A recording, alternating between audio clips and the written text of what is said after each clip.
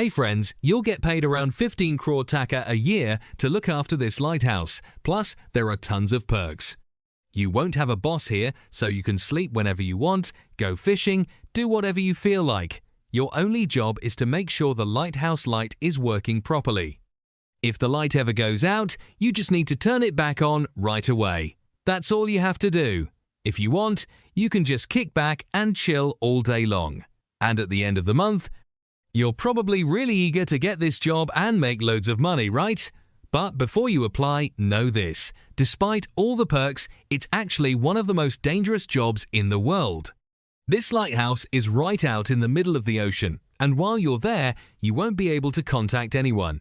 You'll be completely alone, isolated all the time. The scariest part? Big storms hit here regularly, and they can be so fierce that waves sometimes crash over the tower. It's so dangerous that people have even died doing this job. And that's not all. There's a huge danger coming this way, you'll find out soon enough. But the real question is, why was this lighthouse built right in the middle of the sea? What's its purpose? And why does someone always have to keep an eye on it? Why can its light never be turned off?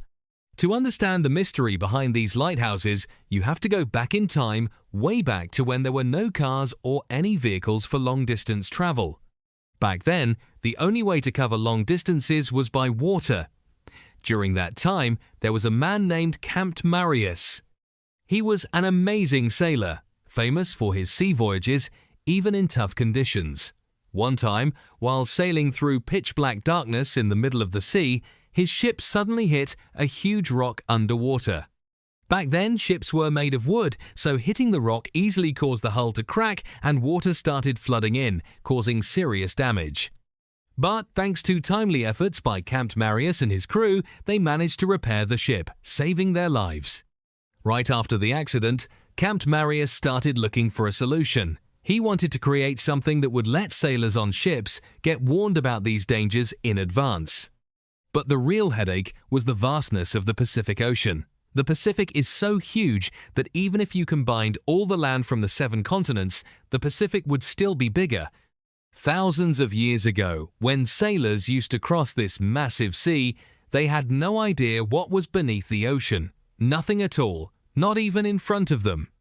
Back then, they had no idea about the roads because there was no technology to help them navigate. Sailors mainly relied on the sun, the moon, or the stars to find their way across the sea.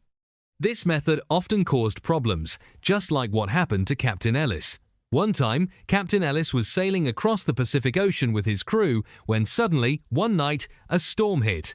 The whole sky was covered with dark clouds, and naturally, all the stars got hidden behind those clouds.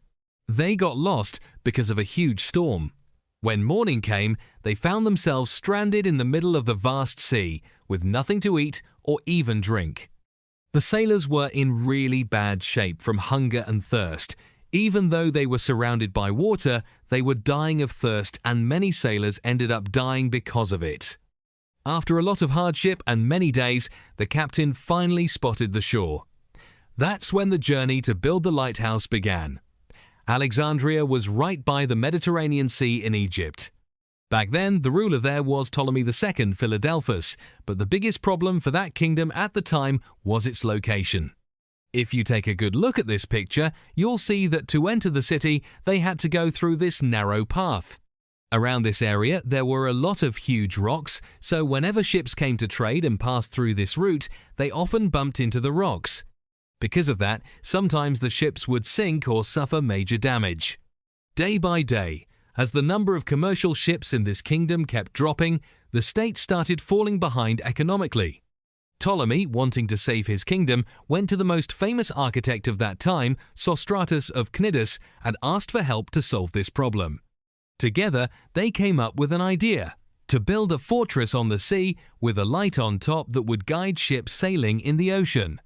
Following this plan, Sostratus began working, but at that time, he was thinking he couldn't have imagined that what he was about to create would one day become one of the greatest wonders of the world, known as the Lighthouse of Alexandria. This lighthouse stood 384 feet tall and was entirely made of white marble. At the top of the lighthouse, there was always a fire burning, which meant they constantly needed to supply oil and wood. Later on, this lighthouse was even recognized as one of the 7 wonders of the ancient world. It wasn't just famous for its height either. It had an amazing design, mainly created with mirrors or lenses to spread the brightness or intensity of the light beams. This way, the lighthouse's light could guide sailors on ships far away. When news about the lighthouse's construction spread, sailors breathed a sigh of relief because they wouldn't get lost on their way to Alexandria anymore, and their ships wouldn't get damaged by hitting rocks. This is how the idea of the lighthouse started to spread all over the world, even though in the beginning its use was... At first, lighthouses were made just to warn ships out at sea, but as the number of commercial ships grew over time, lighthouses started popping up in places where rocks were close to the water level or spots with lots of rocks where ships could easily crash. In the beginning, lighthouses always had to keep a fire burning, which clearly wasn't the best idea since it meant constantly supplying coal or firewood to keep the light going. There was no other option after that. People used candles or lamps, but their light didn't reach very far. Then the electric bulb was invented. Even lighthouses started using electric bulbs instead of fire, but the light still didn't go too far because the lenses were placed behind the bulb. Later, scientists discovered that if the bulb was placed in front of the lens, the light could travel much farther. But the scientists quickly realized that. The lenses back then had quite a few problems because they were really thick. But around that time, a French scientist named Augustin-Jean Fresnel invented a special kind of lens.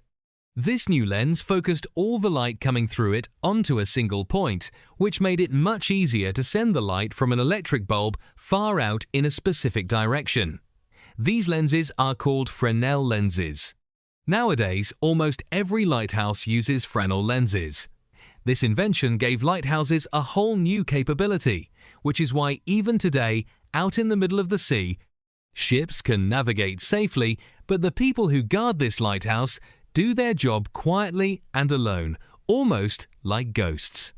Take the lighthouse on Amazon's Snake Island. Everyone who takes that job ends up dying from snake bites. Now this lighthouse is deserted, but somehow someone's still looking after it. There are plenty of stories about lighthouses like this that would scare you off from spending even one night there. And that's exactly why, even when they pay huge amounts, no regular person wants to stay in these isolated lighthouses, because no one ever wants to lose themselves in this terrifying loneliness. If you liked the video, please give it a thumbs up and let me know in the comments if you want to see videos about scary lighthouse stories. Thanks for watching, stay happy, stay cool.